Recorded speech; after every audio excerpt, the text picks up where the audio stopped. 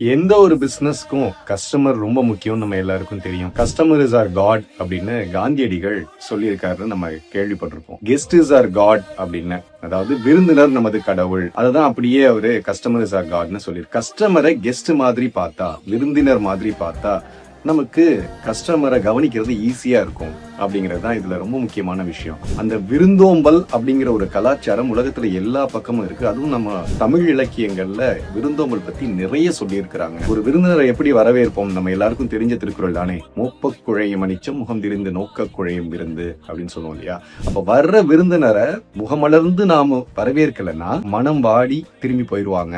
அப்படிங்கிற மாதிரியே ஒவ்வொரு கஸ்டமரையும் நாம இன்முகத்தோட வரவேற்று அவர்களுக்கு தேவையான எல்லாத்தையும் நாம செஞ்சோம்னா வாடிக்கையாளர் சேவை அடுத்தடுத்த கட்டத்துக்கு நம்ம கொண்டுட்டு போகலாம். விருந்தோம்பல் அப்படிங்கிற ஒரு பண்பை ஞாபகம் வச்சாலே வாடிக்கையாளர் சேவை ரொம்ப அழகா நம்மளால செய்ய முடியும்.